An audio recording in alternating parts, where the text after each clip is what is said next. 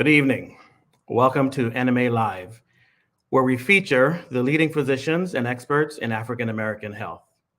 The program is specifically designed for a non-medical audience and is brought to you by the National Medical Association, the collective voice of African American physicians and the leading force for parity and justice in medicine. Be sure to like and share this video. I am Dr. Garfield Clooney. I'm a board-certified maternal fetal medicine physician and associate professor of OBGYN at the NYU Langone in New York City. I'm also vice chair for diversity in the Department of OBGYN. I'm the 123rd president of the National Medical Association. I'll be your host tonight. Our topic today, under the gun, it's time to talk about violent police encounters. Today's show, as we saw the objectives, to understand the statistics related to violence, including lethal outcomes associated with police encounters for Black men, women, and children. Be able to describe the direct and vicarious trauma experienced by Black people who witness violence and or fatal encounters between law enforcement officers and Black individuals. Understand the benefit of modifying a standard death certificate to include a death in custody specifier, learn the existing NMA policy and advocacy efforts to end over-policing and violent policing in Black communities. And at this time, I'd like to introduce our expert speakers for the evening. We have Dr. Roger Mitchell, Dr. Ron Kennedy-Bailey, and Dr. Michael Knight. Dr. Roger Mitchell is board certified in anatomic and forensic pathology by the American Board of Pathology and serves as professor and chair of pathology at Howard University College of Medicine and chief medical officer for the Adult Ambulatory Care Center. He is the immediate past chief medical examiner for Washington, D.C., where he served from 2014 to 2021. Just before his tenure ended as chief medical officer, Dr. Mitchell was the only forensic pathologist in history to also serve as interim deputy mayor for public safety and justice.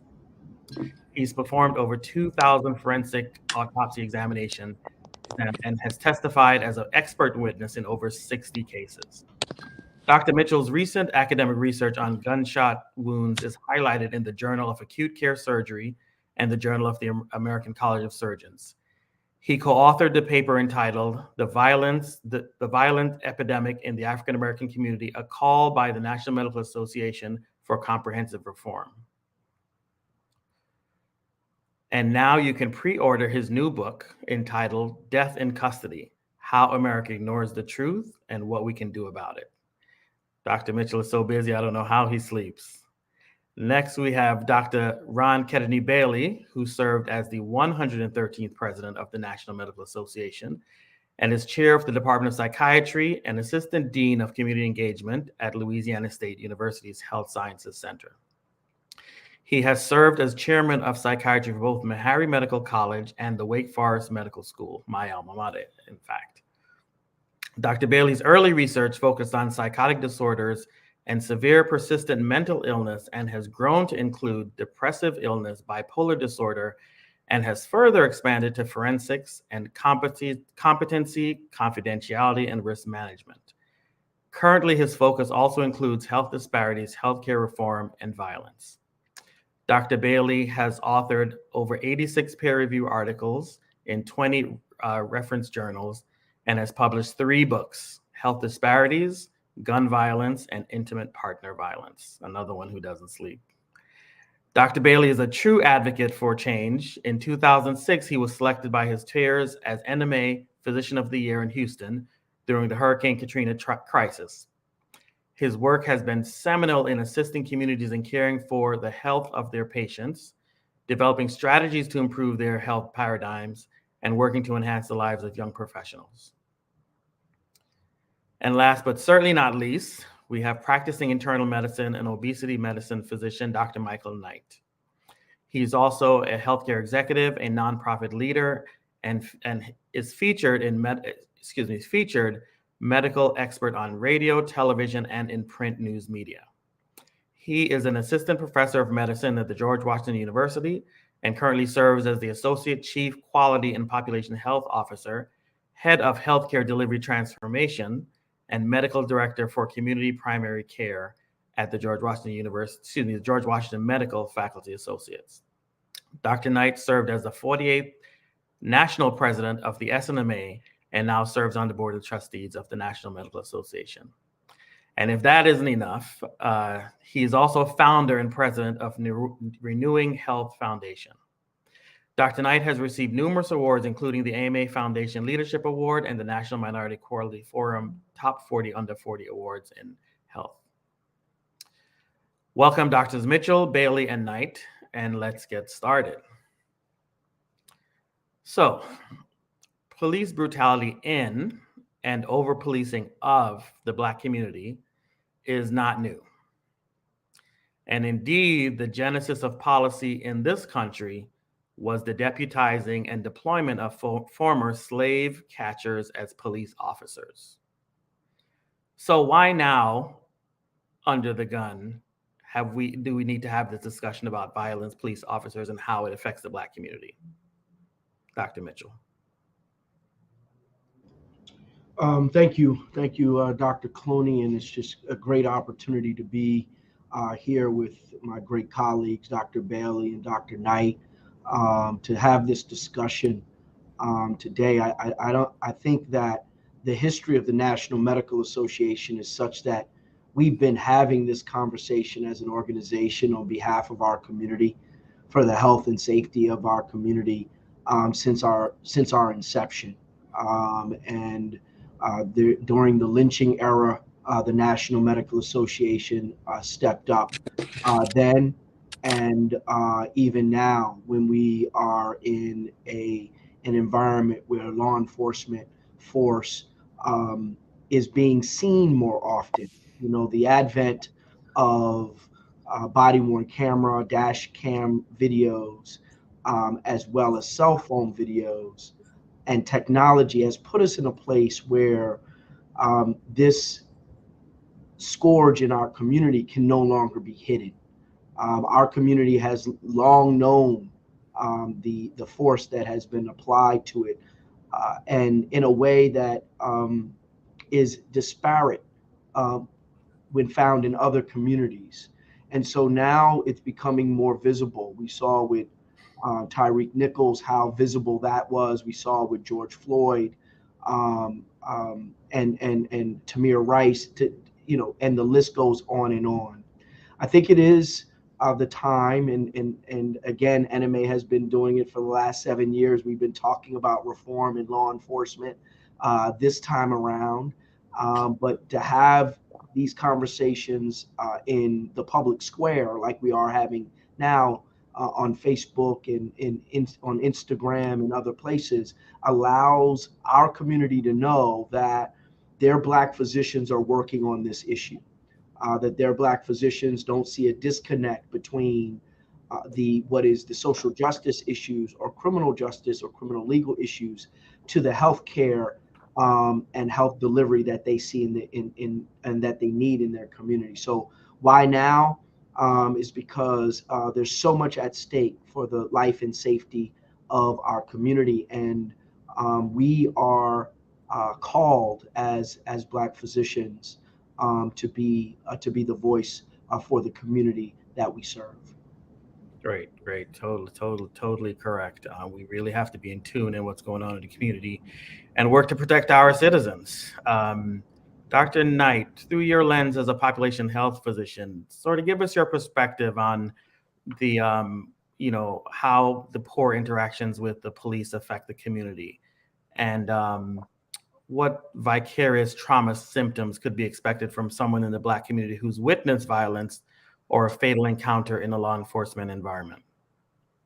Thank you, Dr. Clooney, for that question. And I'm so excited and happy that the National Medical Association continues to be a leader in these conversations, particularly in the space of medicine. You know, when we think about individuals who have gone into a career in healthcare, including myself and others on this call, we went in to help individuals live their best lives, to have optimal health, to live a full and rewarding life. And the reality is that we cannot have that conversation and ignore situations where people are not only losing their life, they're losing their livelihood, and their communities are being negatively affected. So from the population health perspective, number one, you have to think about fatal injuries that affect population-specific mortality rates. So that's just number one. So we're just talking about simply if someone is losing their life, or if a larger number of individuals in a specific community, which we have seen in the African American community, are losing their lives, then it is a population health issue, because that is affecting your mortality rate. We have heard a variety of numbers and statistics that have come from different organizations. I think an important point here is that we have just started to get into these conversations in recent years because we have not had the data. When even thinking about having national data to know nationally how many individuals are dying in police interactions every year, what communities are they from, a race, ethnicity, socioeconomic status, we have to rely on organizations to pull it because we're not getting it out of the national level.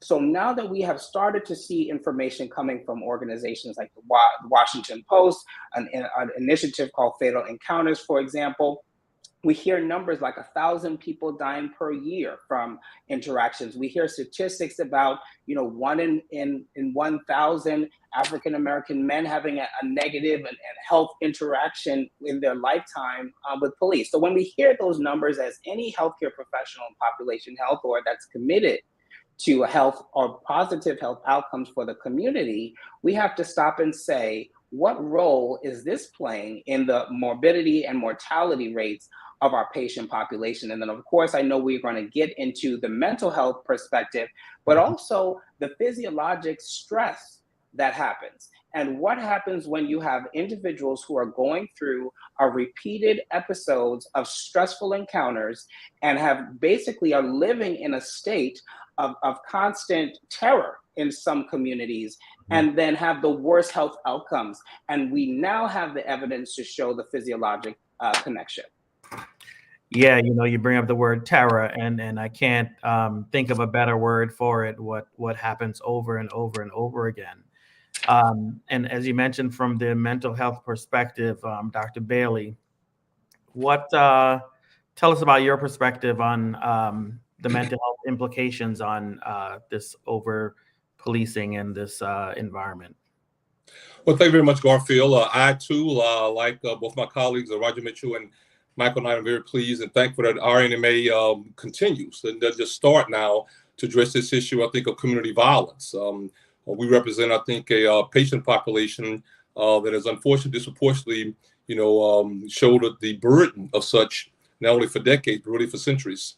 I think we've always had a very active voice, and I think it's prominent and important for us to continue to do so going forward. I'm very pleased, like both my colleagues point out, that increasingly we get the impression, hopefully, that others are listening to us.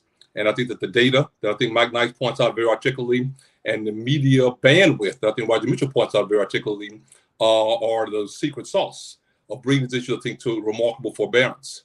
I'd argue, because a lot of things we can say, that this issue of community violence matters to people now, because increasingly many people believe that it can affect them. And that's what I think really has changed, been the dynamic factor that gets more people's attention now than I think we once had before. I'll pull some data that today arguing that 112% greater likelihood of a young African-American youth been exposed to some form of community violence, emotionally or psychologically. You hear gunshot wounds, or directly, you know someone who's been harmed violently, I think, in their circumstance.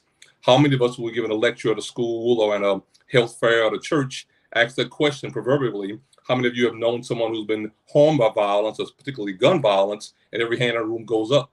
So the reality is the sheer number of persons who are impacted begins to, as it's increased. I think it doesn't stand at any county or door or state line. It's in all 50 states, rural and urban areas, in all walks of life. I'd also argue that more people, I think, are increasingly now recognizing that the government has a remarkable role to play in causing and creating, as well as not ending, this violence. Our laws for a long time in our country have put some individuals and some groups at greater risk. And I think it's objectionable. And people like us have kind of talked about it. And our forefathers may have talked about it. And hopefully now the persons are hearing it. I'm very impressed to be on this panel. I think there were all three of you young guys, I'll say. But I want to always make sure I give some credit publicly to Roger Mitchell, because in those 3 books you mentioned that I wrote, he wrote chapters in both of them and brought a perspective as a pathologist that I think many of the people that I engage with, psychiatrists and other mental professionals, probably didn't fully appreciate. So I think that the cross-fertilization of our information setting has also enhanced, I think, the value that we bring, I think, as African professional physicians, and speak about this issue nationally. I think that its impact on many individuals, regardless of race or socioeconomic status, also makes it much more relevant and impressive to them. I think the role of government, and that people in our society recognize that government needs to change and have a very direct role to play in putting an end to this community-based violence, is key. Those, I think, are 3 remarkably important issues for us kind of going forward. Right, absolutely. I was watching 60 Minutes yesterday, and they were talking about the war in Ukraine, and they were over interviewing some of the folks over there and talking to them about how do they deal with this constant, threat of violence or, potential death even. And while the interview was going off, a bomb went off, and the person being interviewed didn't even flinch. And so the interviewer said, "Wow, your reaction is so numb." And she said, "Yeah, I'm sort of numb to this whole thing." So tell me a little bit about Dr. Bailey, about the post-traumatic stress and how people react to what's been going on, and what how to explain what's happening with behaviors. Yeah, and briefly, I'd say that I think that the discussion of psychiatric diagnosis has a remarkable moment now. We've discussed what used to be called shell shock in the Vietnam War, and then the Korean War, to PTSD, or post-traumatic stress, in the Vietnam War. And we started this construct with the idea that if you were in war, one of these settings that is once in a lifetime, and you had an overwhelming stressor, one that you could not have ever prepared for, then the psychological sequela that normally dissipates in 4 to 6 months or less could stay with you long term. You could have this diagnosis called post-traumatic stress disorder.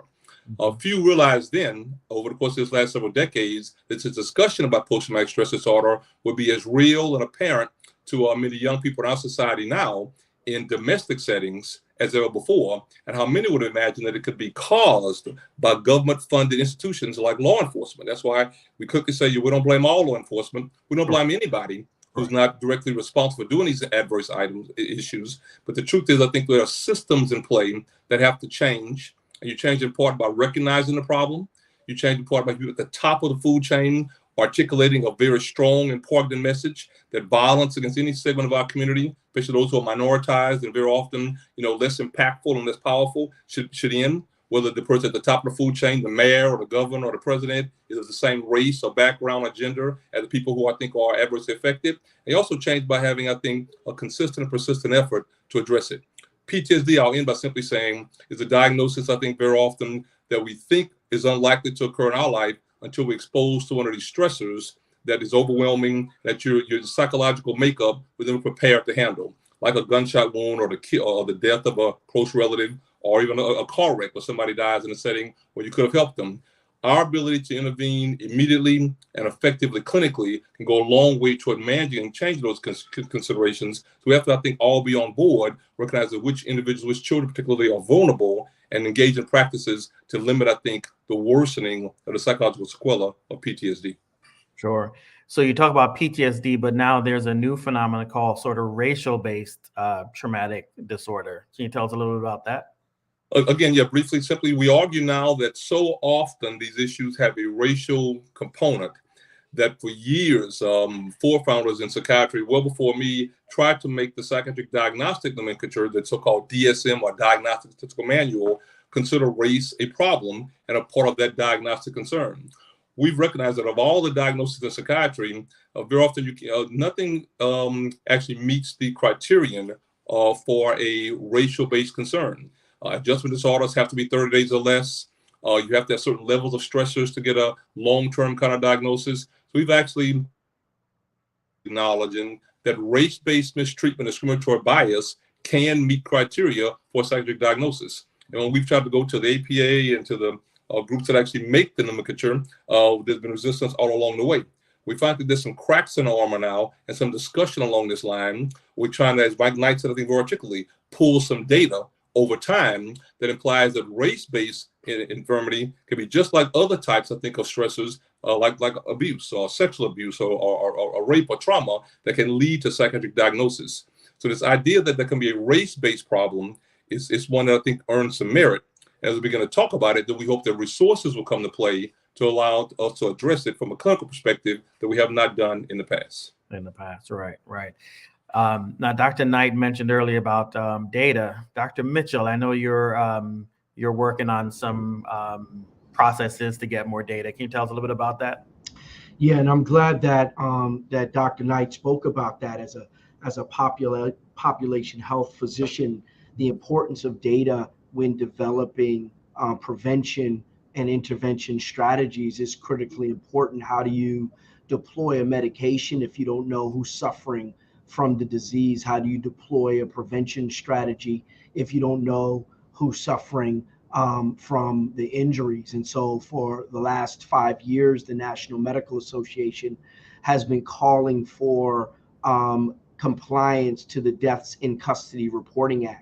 The Deaths in Custody Reporting Act, or HR 1447, was started in 2013 and is requiring the federal government to report individuals that die in the custody of the criminal legal system. And so just from a definition standpoint, for the people that are watching on Facebook, this is a continuum. It starts during foot chase, during the pre-arrest period to the arrest, when law enforcement has their hands on an individual that they have in custody, and then from booking and transport, or transport and booking, all the way to incarceration for 5, 10, 20 years. That's the continuum of in custody. And if a death occurs anywhere on that continuum, it should be considered a death in custody. And that definition is out of the federal definition. It requires all law enforcement agencies to report these deaths that occur over the continuum for the purposes of prevention. But it's requiring it to report to the Department of Justice, the Bureau of Justice Administration, and the Department of Justice job is to report that to the federal government. We're currently, 2018 is the last set of data that we have, and that data set is incomplete. So 2019, 2020, 2022, and now 2023, we do not have accurate data surrounding death in custody. Let me put it even in more perspective. Why is the National Medical Association even interested in something like this? Why are physicians worried about something like this? Well, there's two things that people get in this country. No matter what else you get a birth certificate and you get a death certificate. You can have all the things in between, right? but we all are absolutely going to get those two things: a birth certificate and a death certificate. That death certificate, as a forensic pathologist, that's my diagnostic pad, right? That's what I write my findings on. And so I know the death certificate like I know, my discipline. I know it like the back of my hand. And right now, there's particular data sets that come off the death certificate. We know that mortality, or why people die, is just the tip of the iceberg. That's why we study it. We know that if we study why people die, then we can get an idea of why people are suffering, get an idea of why people are getting a disease or injury, and that's all of the information of the iceberg. So the tip of the iceberg is the death, but you have to study death in order to have an understanding. Well, one of the big things that we work on in the National Medical Association is maternal mortality. That has been a big deal. Dr. Clooney, you're an MFM, maternal fetal medicine, OBGYN physician. We know that Black women are dying at a higher rate while pregnant and after their delivery, right? Well, we know that because there's a checkbox on the U.S. standard death certificate that tells us when a woman was pregnant if she died during pregnancy or during delivery. The same thing surrounding motor vehicle collisions, the same thing surrounding the reason why we know people are dying from cancer due to smoking, because there's a smoking checkbox on the U.S. standard death certificate.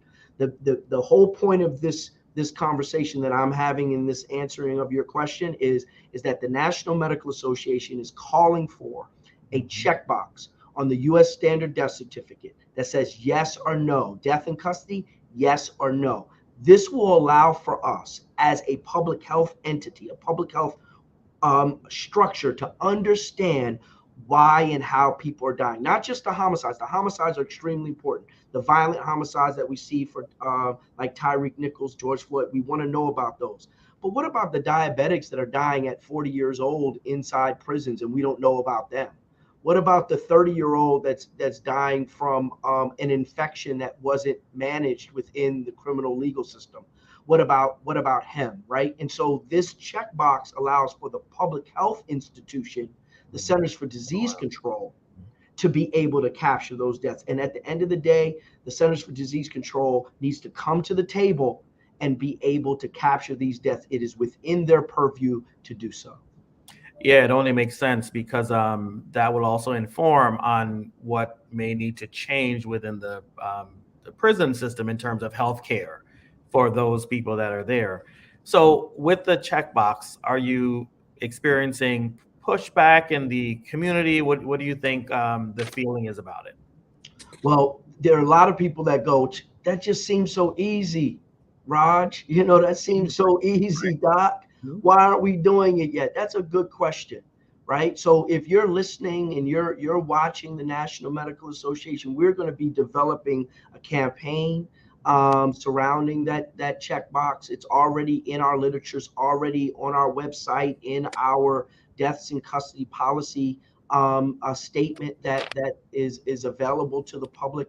But we want this checkbox. The CDC can do it now. The CDC's response to me has been varied, but I think it's time now for us to put a little bit of a different pressure. We're going to be talking about legislation that we want to help write and help be proposed within Congress. And we want to talk more about the importance of public health data collection in our disease and injury surveillance. And Michael Knight can tell you, Dr. Knight can tell you that the things that get fixed are the things that get counted. If you're not counting it, if we're not looking at it, then it's not going to get fixed. And so the question becomes, does America want to fix deaths in custody? Right. Is this something that we want to fix? Because if we want to fix it, then we need to start studying it. And if once we start studying it, then here comes a lot of the information that we need to prevent it. Right. That makes complete sense. Switching gears a little bit, as we talk about mental health and the interactions with police and the community, Dr. Knight, how do you think, what How do you think we should assess policemen's sort of, I don't know if mental health is the right word, but their ability to be objective when they go into the community, to police the community? So I think there's a lot of conversations in the justice system as well as in the community around the culture of policing. And I think that's where it comes into play. These fatal incidents not only affect the individuals who are directly involved, they affect the entire community of the victim. And I would say it does affect other officers. As we know, there are many individuals in law enforcement that are there to protect and serve. And so to assume that there's no effect when they see these things happening and sometimes in front of them, I think it's not the right thing to assume. As a healthcare professional, we take care of everyone, and I think that when we think about the effects that are across the board. So whether, whichever side you're on, that's why this issue is such an important issue because it affects everyone. One of the things that we know is that mental health and physical health are connected. We know that there's a variety, a large number of chronic medical conditions and other poor health outcomes that are increased as we see a negative trajectory when it comes to mental health. So I think that when we think about the culture of policing, the justice system and how they react to these events and then how they're perceived in the community, all of that is affected. And I think that just continues to perpetuate a very tense situation that increases stress for all individuals involved and leads to poor health outcomes. Yeah. Now, what do you think about the new, well, I guess it's not so new, but the 988 factor when it comes to mental health in the community and disruptions and police getting involved versus a mental health provider? What do you think about that? Yeah, so first of all, I think that we have to understand that there's a certain level of training that is required to address mental health crises. Mental health crises can be very varied and need a specific level of handling. Unfortunately, in the past, we've seen a large number of altercations and in many cases, fatal outcomes for a response from a police officer, what have you, to a mental health crisis that really needed a mental health professional to de-escalate and to manage the situation. So I think that with having this new hotline, being able to connect individuals with the care that they need is important. When you insert a lethal weapon into a volatile situation, you can have a negative outcome. This is the same conversation in our hospitals, in our clinics, that unfortunately, because of a number of violent incidents, we now have many security officers that do have to carry firearms. Well, we know that in our settings where a situation can become volatile, that now we're worried about, is someone going to die from this interaction? And I think it's a similar respect when your family member may be having a mental health crisis and needs help, and you call 911 and here enters a deadly weapon into your home. That's not what you're asking for. And so I think that this new number is an opportunity. Of course, we have to see how it grows and how it's resourced, but in theory, it's an opportunity for trained individuals to respond to the right people responding to the right issue. The right issue. Dr. Mitchell, you sound like you want to get in there. Yeah, and I know Ron is Dr. Bailey is biting at the bit as well. We have to reimagine how we serve our communities. Mm-hmm. And Dr. Knight is right on point. Like you said, I used to be deputy mayor for public safety and justice. And so law enforcement reported to me, fire and EMS reported to me in the nation's capital. And we have been grappling in this city on what is the proper balance between a responding law enforcement officer and our mental health provider. And I think that we have to be willing to reimagine it. If we're going to be successful, we cannot continue to do it the same way. One of the things that I wanted to speak to real quick on the law enforcement stress and law enforcement's capability to respond intrinsically. When I was in medical school, we did research on law enforcement stress management. We set up a hotline for law enforcement officers. And it was a mandatory hotline across every single law enforcement officer. When you got off duty, you had to pick up a mental health line.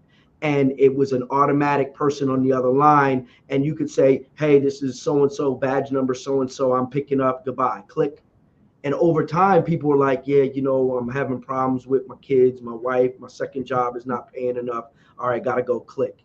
And what we saw in Newark, New Jersey with this hotline, with mandatory mental health line, it was destigmatizing mental health among law enforcement. We saw law enforcement encounters, negative law enforcement encounters start to decrease.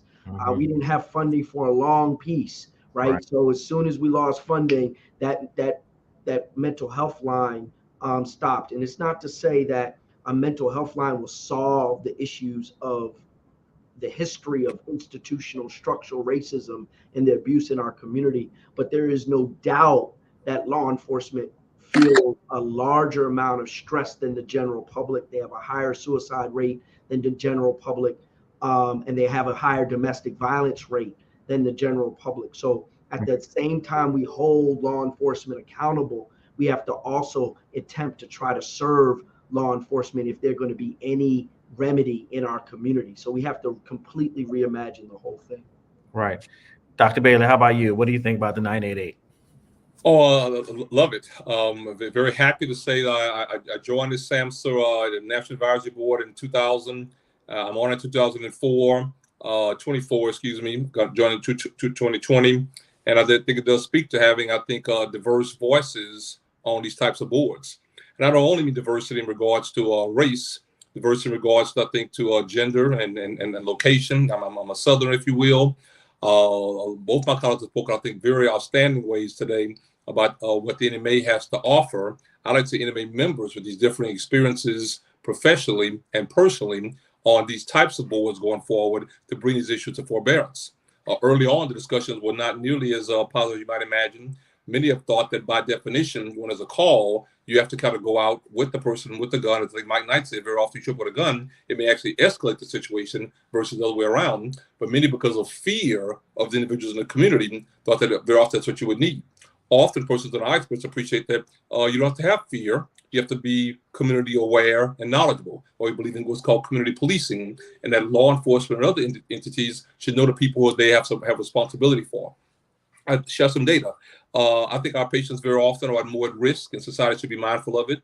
I pulled this today. If you have SPMI or serious persistent mental illness diagnoses like schizophrenia, bipolar disorder, you're 16 times more likely to be killed by the police when they come to your house, although a family call for what's called a welfare check, because you had some degree, I think, of risk of illness. You're more likely than anybody else to be killed in your home, more likely to be killed, I think, very often when you don't have a weapon. So I think that it was, Dr. Mitchell, a night that pointed out we need better training, more training, and culturally competent and involved training of law enforcement and government-based officials so they understand their communities and understand what I think the representative presentations may be like. I'd end by saying, as a psychiatrist, I've also had experience early in my career. My medical school in our Department of Psychiatry had the contract with a local police department to provide these psychiatric evaluations before persons would go to the academy. I've spent my whole career saying how shocked I was and disappointed at the level, I think, very often discriminatory bias that many persons who were trying to get into the academy would describe in an initial psychological interview. Very often they would be rejected, but imagine what a high level person's actually trying to get access to a gun or a weapon to theoretically protect your community. If many brought those same types of biases to the equation, you're going to miss some. And very often that's what we're seeing in society. Too many people who become law enforcement, but have biases against other individuals because of their community structure, because of what part of town they live in, because of their LGBT status and the like. Those are all issues that I think we should speak actively and aggressively against to decrease the likelihood that I think communities that should be being protected by police, or as they say in law enforcement, they're being hunted by police very often. That's what leads, I think, very often to police brutality. That should end. That's objectionable to us. Right. You bring up a point that I was going to go to next. There's a question in the chat from one of our members, Dr. Dion Hart, and I want you guys to weigh in on this. It says, do the panelists believe psychological screening should be required during pre-employment screening for law enforcement across the board. Yeah, absolutely. Yes. Yeah, and there is some level of psychological screening. The issue is that it's rudimentary, and it's not continuous, right? So you don't undergo psychological screening on a regular basis. It's really done at that pre-employment during when you're getting into the academy. And it's official screening. And there has to be a rigor. I don't know exactly what tools are being used nationally, but I definitely agree, and that we should look as an organization, the National Medical Association, should look at the psychological screening tools being used, right? What better organization to assess whether or not these tools that are being used are the most up-to-date tools and can truly screen out the bias and racism that we might be wanting to screen. Right.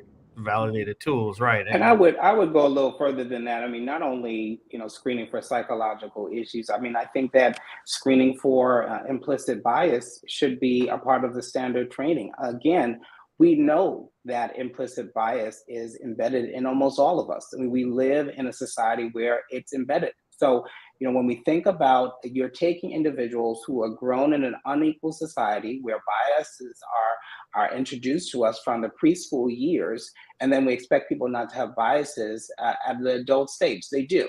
The question is, do they understand it? Do they acknowledge it? And are we taking steps to prevent those biases from affecting behavior? That is the question. And so being able to address that for a force or individual that's supposed to be a trusted resource. You have to understand, you're in communities where individuals may not have lethal weapons. We're calling individuals to come into our homes, to come into volatile situations for help. We have to be able to trust them. And so I think that in the justice system, there has to also take that ownership to ensure that individuals who have been provided with this level of responsibility and access are being screened appropriately and provided with resources that are required to prevent any existing biases from affecting behavior. Yeah, I jump in and argue. I think that we have three things that we could actually recommend. First and foremost, the person evaluating you should not be somebody that you know are related to. All too often, we in police and fire hire people who are relatives. That's why you see these long lineages of families in those settings. Is that always a bad thing? No, I won't say that. But by definition, I think having an unbiased source, somebody simply who was in a neighboring police department who doesn't know you at all, may be a move in the right direction, especially for many smaller local police departments, if you will. That may decrease some of this degree of bias towards someone, which makes you a lot more likely to overlook adversity, I think, in their resume. The second piece, I think that Roger mentioned the part about standardized tools. They're remarkably important standardized tools that we can use in a setting that give us an early sign of somebody who may have some early risk of psychopathology, even if it's the small stuff, depression and anxiety, but on the bigger things, psychosis and violence. All too often when we see those, they're not acted on. So it's the execution of determining who can actually get into the police academy, as I stated earlier, then who can actually get out. That's the problem. That's where bias comes in again. My experience has been, I do forensic psychiatry, and all too often when there's a bad outcome, a Tari Nichols case, for example, and then you go back retrospectively and look at all of the documentation on a police officer before they actually engaged in this bad action, there's often something in their background that somebody at a high level simply overlooked and did not use to keep them out of the academy or allow them to kind of continue. And I think that's objectionable to us, and that has to stop. And that probably requires some higher level, state level or federal level intervention. It's just not something I think can be trusted to local authorities alone. They may disagree with me on that, but that's my position after 32 years of doing this type of work. And my final point is this issue regarding monitoring. We just don't monitor these behaviors well enough. Look at this Memphis situation I think that Roger mentioned. By the time we discuss this spider group or the case may be, and we look very deeply at it nationally, we see a number of variable incidents where they were heavy-handed, where there was, I think, police brutality, where persons have a long list of history of multiple infractions, I think, with violence against civilians. So it's not as if we don't really know. We just don't act on it. Many would argue because of this so-called code of blue. I like to often say that in medicine, we're the main people responsible for policing our own. When a doctor's amputating the wrong foot or engaging in psychiatry, if you write the wrong medications for psychotic patients, psychiatrists are the ones who tell on you. Write a letter to the board. Make sure that you don't get credentialed in our hospital. Can get promoted in an academic type setting. That policemen should be responsible culturally and systemically across the board for doing the exact same thing is the least we could ask of them if they're going to protect our society. Right. No, absolutely. The other question is a second question from Dr. Hart, which is a little more controversial, I think, because of the amendments in this country. Should social media accounts be monitored during the career of law enforcement? I don't see why not. They're public servants, so and they work in the public space. When I was working in government, and there's several of us here that have worked in government or know someone worked in government. You can't just be on social media doing whatever, saying whatever when you're a public official. And law enforcement are public officials. They take an oath to protect and serve, and they take an oath to be stewards of our Constitution, and really tips of the spear. And it's a peculiar institution in that, they're the ones that can resolve conflict with deadly violence. They're authorized to resolve conflict with deadly violence. And if they're not held to the highest standard, then who should be, right? I mean, we treat patients, and often, we do violent things to patients in the name of trying to save their life. We give them poisons, we open up their chests, we reach into their bodies to save their life and to deliver medicine and healthcare to them, and we're held to an extremely high standard. Well, this is an organization and groups of people that are authorized to constitutionally use life-ending force to resolve conflict, but yet we shouldn't be monitoring their social media for biased content. I think that it absolutely should be. All right, Dr. Knight. So I agree with that. And, I think that the reality is some people may hear that question and say, well, we're a free country. Everyone should feel free in saying what they want to say. Well, everyone, unfortunately, is not able to have every role in society. When we think about specific career and professions that have a very trusted, or trust is a key component to it. I mean, we've all heard the saying, with great power comes great responsibility, correct? Mm-hmm. And so you have an individual who has a large level of power over individuals that they're serving. You are entrusted with a lethal weapon. You are entrusted as a leader in the community. There are certain expectations that go along with that. And so I believe that almost every other career and profession has expectations in how you represent yourself publicly. If you are someone who is representing yourself publicly in a way that is against, for example, a certain group of people, or is supporting certain stereotypical thoughts, and then we should expect that then you're going to turn around and put that all to the side when you put on your uniform, I think that is a false approach, or an incorrect approach. And right. So, yes, if someone wants to be able to say whatever they want to say and think whatever they want to think and do whatever they want to do, then law enforcement may not be the road that you want to travel. Medicine surely isn't, law isn't, finance isn't, and a number of other careers. And that's the level of responsibility and expectation we should have for trusted public servants. Right. No, I absolutely. I agree with that 100%. So as we sort of start to wrap up, I want each of you to give us a couple of minutes, 2-3 minutes, on what you think the key takeaways should be. We talked about standardized screening tools. We talked about, the concerns around things like nepotism within law enforcement. And lastly, we talked about sort of monitoring behaviors throughout the career. So in terms of what's happening within the Black community with over policing and with this threat of violence always, and this vision of violence always, where do we go from here as an organization? Where do we go?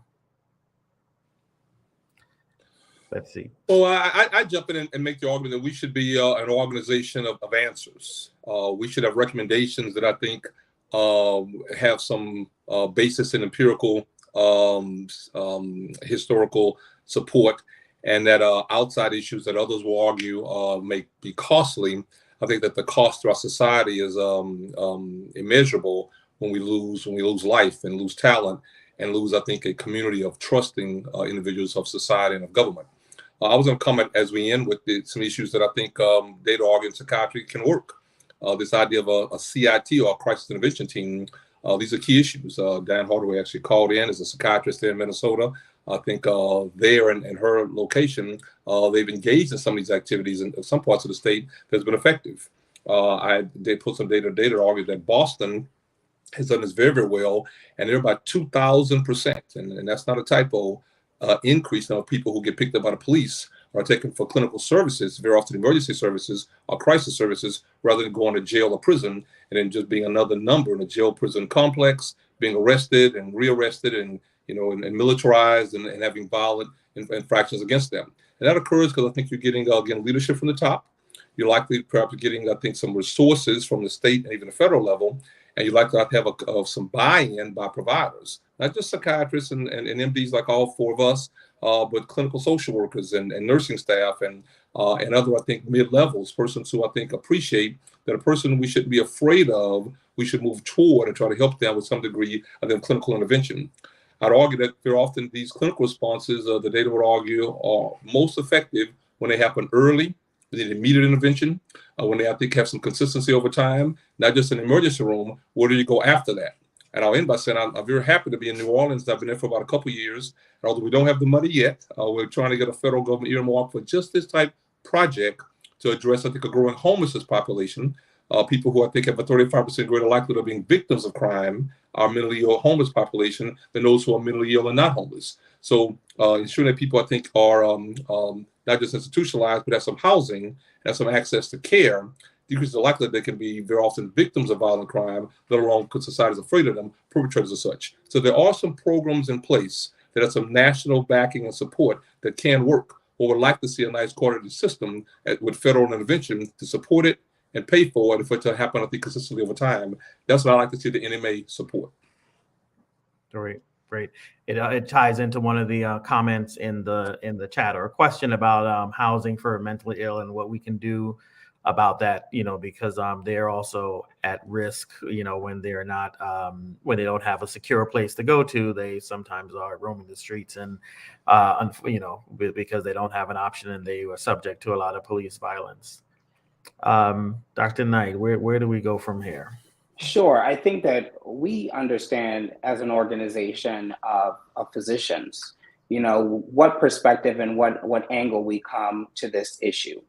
Many different groups are advocating on this stage, and there are people who are on one side and on the other, right? And so I'm not coming to have a conversation with you about gun rights and whether or not we need police in communities. I'm coming to you with a conversation around public health. And so just like COVID-19 kills people, just like cancer kills people, police violence kills people. And so if I am a person, an individual that is committed to the healthcare of the community, I cannot ignore something that is killing people. And that is the perspective that we are able to address as leaders in African American health. We also have to be able to advocate and to educate around the biology and physiology that constant stress and constant terror in many communities has on health outcomes.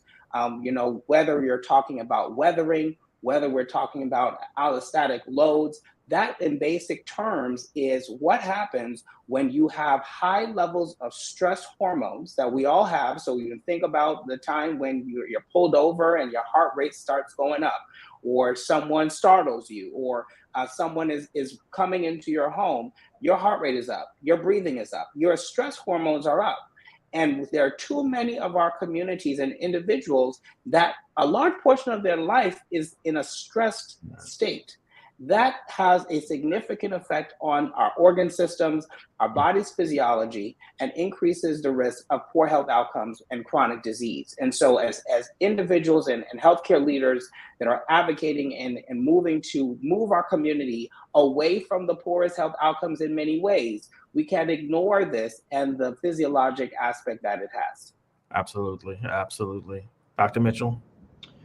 Well, hopefully there's someone from our team that can drop our position policy paper into the chat or link to it so that our viewers can connect. But I'm going to read the solutions. We're calling for reduced prison populations through parole hearings and compassionate release for those recovering from illness. Change the sentencing policy to address the problems of long sentences that worsen mental and physical health. Improve the quality of health care as a basic service offered to prisoners, provide high quality treatment for substance abuse disorders, and address the smuggling of illicit substances and contraband facilitated by correctional staff and visitors, to improve the accuracy and availability of data on death in custody, include a death in custody checkbox in the manner of death section on the standard U.S. death certificate, establish a uniform method for recording details on causes and manners of death. The method should include deaths that occur in pre-custody, during the custody period, and post-custody period, and enforce the Deaths in Custody Reporting Act, as well as abolish capital punishment. That's our stance, our limited recommendation surrounding this. And it goes to the points being made today, and it goes to Michael Knight's point that we're physicians, and that we're called to serve the healthcare, the health, the mental health, the physical health of our community, and there is a long-standing history of law enforcement brutalizing Black bodies in this country. And we're coming to a watershed moment where we can make some significant policy changes that can decrease those things in a large degree. I quickly will talk about the lynching era in the turn of the century in the 1900s.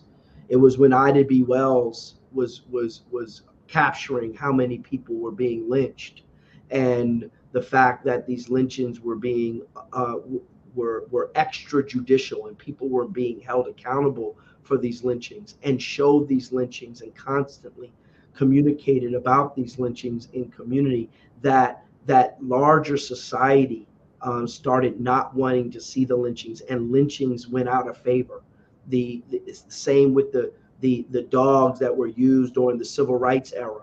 It's when, and the hoses that were being used. It was when it became part of our public consciousness that the moral and ethical backbone of this country had to step in to say these things aren't allowable. And it's gotten to a point, and our organization just submitted to the Office of the High Commission for the United Nations, the Human Rights Branch, because the United Nations is coming to the United States on an international independent expert mechanism to advance racial justice and equality in the context of law enforcement. And they're coming from April 24th to May 5th.